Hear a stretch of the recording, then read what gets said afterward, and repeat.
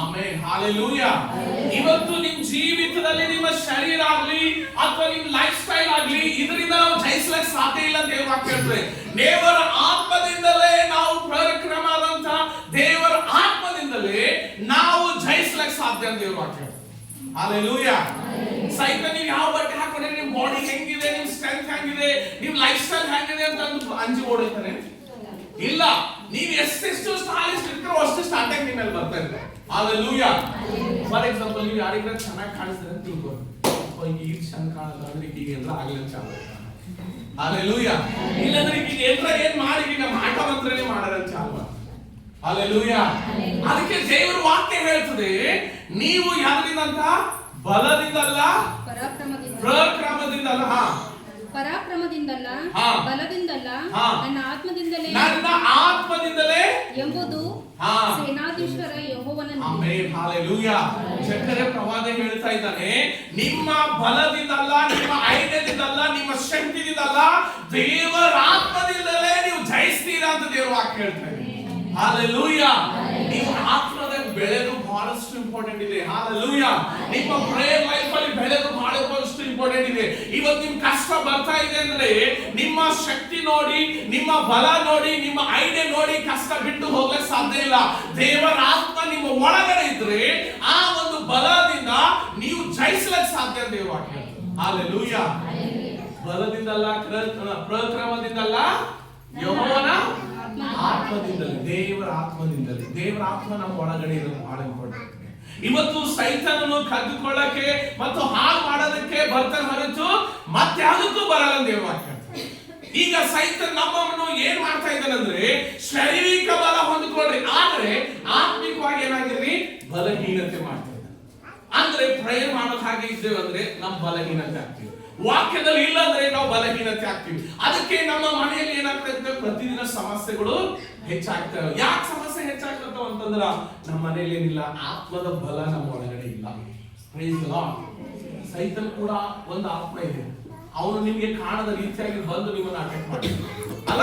So ಅವಾಗ ಆ ಆತ್ಮ ಯಾವಾಗ ಗೊತ್ತಾಗ್ತದಂದ್ರೆ ನಿಮ್ಮ ಒಳಗಡೆ ದೇವರ ಆತ್ಮ ನಿಮ್ಮ ಒಳಗಡೆ ಇದ್ದಾಗ ಮಾತ್ರ ಅಲ್ಲಿ ಏನಾಗ್ತದಂದ್ರೆ ಯಾವ ದುರಾತ್ಮ ನನಗೆ ಟಚ್ ಮಾಡ್ತಾ ಇದೆ ಅಂತ ನಿಮ್ಗೆ ಅನುಭವ ಆಗ್ತದೆ. ಯಾಕೆ ನನ್ನ ಮನೆಯಲ್ಲಿ ಸಮಸ್ಯೆ ಆಗ್ತಾ ಇದೆ ಅಂತ ಗೊತ್ತಾಗ್ತದೆ. ಯಾಕೆ ನನ್ನ ಜೀವಿತದಲ್ಲಿ ನಾನು ಹಿಂದೆ ಇದ್ದೀನಿ ಅಂತ ಗೊತ್ತಾಗ್ತದೆ. ಯಾಕೆ ನಾನು ಅದ್ಭುತ ನೋಡ್ತಾ ಇಲ್ಲ ಅಂತ ನಿಮಗೆ ಗೊತ್ತಾಗ್ತದೆ. ಅದಕ್ಕೆ ದೇವರ ವಾಕ್ಯ ಹೇಳ್ತದೆ, ಪರಾಕ್ರಮದಿಂದಲ್ಲ, ಬಲದಿಂದಲ್ಲ, ದೇವರ ಆತ್ಮದಿಂದಲೇ ಎಂಬುದಾಗಿ. ಹಲ್ಲೆಲೂಯಾ. ಇವತ್ತು ದೇವರ ಆತ್ಮ ನಿಮ್ಮ ಒಳಗಡೆ ಇದ್ರೆ ನೀವು ಸಾಧಾರಣವಾಗಿ ಇರುವುದಿಲ್ಲ. ಪ್ರೇಮ. ಹಲ್ಲೆಲೂಯಾ. ಅದಕ್ಕೆ ಯೇಸು ಸ್ವಾಮಿ ಹೇಳ್ತಾನೆ ಏನಂದ್ರೆ, ಕಳ್ಳನು ಕದ್ದುಕೊಳ್ಳೋದು ಮತ್ತೆ ಕೊಯ್ಯುವುದಕ್ಕೂ ಹಾಳು ಮಾಡುವುದಕ್ಕೂ ಬರುತ್ತಾನೆ ಹೊರತು ಮತ್ತಾವುದಕ್ಕೂ ಬರುವುದಿಲ್ಲ. ಹಲ್ಲೆಲೂಯಾ. ಈ ಒಂದು ಶರೀರ ವಿಷಯಗಳಲ್ಲಿ ನಾವು ಮಾತಾಡುವಾಗ ಈ ಲೋಕದ ಎಲ್ಲ ಆಶಯಗಳು ನಿಮ್ಮನ್ನು ಏನ್ ಮಾಡ್ತದಂದ್ರೆ ಹಾಳು ಮಾಡುವಂತ ಪರಿಸ್ಥಿತಿ ಬರ್ತದೆ. ಯಾಕಂದ್ರೆ ಮೊದಲನೇ ಯೋಹಾನ ಹೇಳ್ತದೆ, ಮೊದಲನೇ ಯೋಹಾನ ಪುಸ್ತಕ ಮೊದಲನೇ ಯೋಹಾನ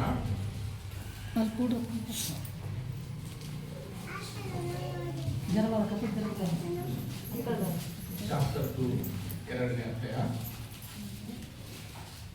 6ನೇ 7ನೇ ವಾಕ್ಯ. ಆತನಲ್ಲಿ ನೆಲೆಗೊಂಡವನಾಗಿದ್ದಾನೆಂದು ಹೇಳುವವನು ಕ್ರಿಸ್ತನು ನಡೆದಂತೆ ತಾನು ನಡೆಯುವುದಕ್ಕೆ ಬದ್ಧನಾಗಿದ್ದಾನೆ.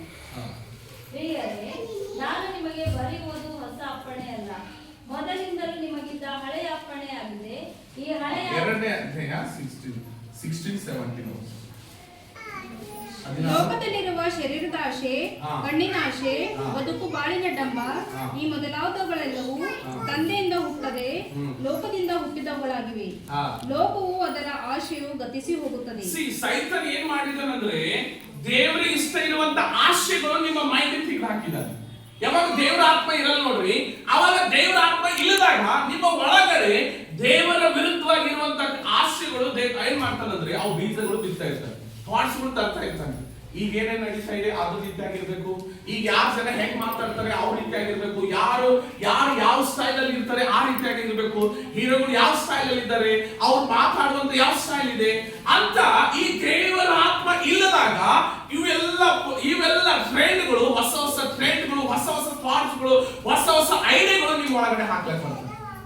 ಯಾಕಂದ್ರೆ ಯಾಕಂದ್ರೆ ದೇವರ ವಾಕ್ಯ ಹೇಳ್ತದೆ ಇವು ಏನಾಗ್ತಾವಂದ್ರೆ ಇವು ಥಾಟ್ಸ್ ಹಾಕೋದ್ರಿಂದ ನಿಮ್ಮನ್ನು ಏನ್ ಮಾಡ್ತಾರಂದ್ರೆ ಈ ಲೋಕದಿಂದ ಆಟೋಮೆಟಿಕ್ ಆಗಿ ಸೀದಾಗಿ ನರಕದಲ್ಲಿ ಹಾಕ್ಲಿಕ್ಕೆ ಈಸಿ ಆಗ್ತದೆ. ಎದ್ರಲ್ಲಿ ಹಾಕ್ಲಿಕ್ಕೆ? ನರಕದಲ್ಲಿ. ನಿಮ್ಗೆ ಏನ್ ಅನ್ಸುತ್ತೆ? ನಾ ಇಷ್ಟು ಚಂದ ಇದ್ರು ನೋಡ್ರಿ, ಇಷ್ಟು ಕಷ್ಟ ಇದ್ರೆ ಹಿಂಗಿದ್ದೀನ ಅಲ್ಲ, ಅವ್ರು ಪ್ರೇ ಮಾಡ್ಬೇಕಾದ್ರೆ ಅವ್ರ ಬಳಿ ಎಂದಿನೇ ಇಲ್ಲ, ಅವ್ರು ಹುಚ್ಚಾರ ಅಂತ ನೀವು ಅಲಕ್ ಸ್ಟಾರ್ಟ್ ಮಾಡ್ತೀರಿ.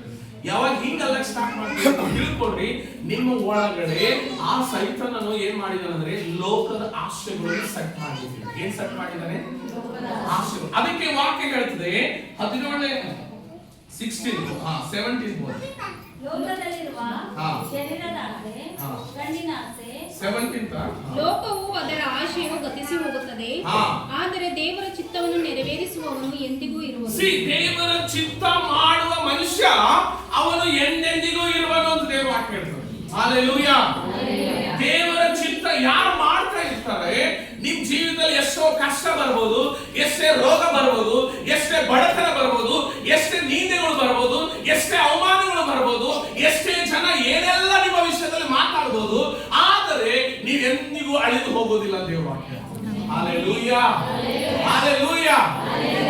ಹಾಡ ಹಾಡ್ತಿಲ್ಲ, ನೀತಿವಂತನಿಗೆ ಬರುವ ಕಷ್ಟಗಳು ಅನೇಕ ಇದ್ದರೂ ದೇವರೇನ್ ಮಾಡ್ತಾರಂತೆ, ಆದರೂ ಎಲ್ಲಗಳಿಂದ ಏನ್ ಮಾಡ್ತಾರಂತೆ, ಬಿಡಿಸ್ತಾನೆ. ಹಲ್ಲೆಲೂಯಾ. ನೀವು ದೇವರದಾಗ ಇದ್ದೀರಿ ಅಂತ ತಿಳ್ಕೊಳ್ರಿ, ನಿಮಗೆ ಭಲೆ ಎಷ್ಟೇ ಕಷ್ಟಗಳು ಬರಲಿ, ಎಷ್ಟೇ ರೋಗಗಳು ಬರಲಿ, ಎಷ್ಟೇ ಬೇನೆಗಳು ಬರಲಿ, ಯಾವ ಡಾಕ್ಟರ್ಗೆ ಆಗದೇ ಇರುವಂತ ರೋಗ ನಿಮ್ಮ ಒಳಗಡೆ ಬಂದರೂ ಕೂಡ, ಎಷ್ಟೇ ನಿಮ್ಮ ಜೀವಿತದಲ್ಲಿ ಬಡತನ ಬರಲಿ, ಎಷ್ಟೇ ನಿಮ್ಮ ಲೈಫ್ ಹಾಳಾಗಿರಲಿ, ಆದರೆ ಅದರಿಂದ ಬಿಡಿಸುವಂತ ದೇವರು ನಿಮಗಾಗಿದೆ. ಹಲ್ಲೆಲೂಯಾ.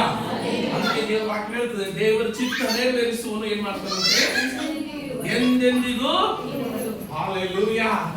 ಯಾರ ಮಾತು ಹೇಳಿದ್ರು ಕೂಡ ನೀವು ನಾಶ ಆಗಲಿಕ್ಕೆ ಸಾಧ್ಯ. ಯಾರು ಹಾಳು ಮಾಡ್ಬೇಕಂದ್ರೂ ಕೂಡ ಏನಾಗ್ಲಿಕ್ಕೆ ಸಾಧ್ಯ ಇಲ್ಲ, ನಾಶ ಆಗ್ಲಿಕ್ಕೆ ಸಾಧ್ಯ ಇಲ್ಲ.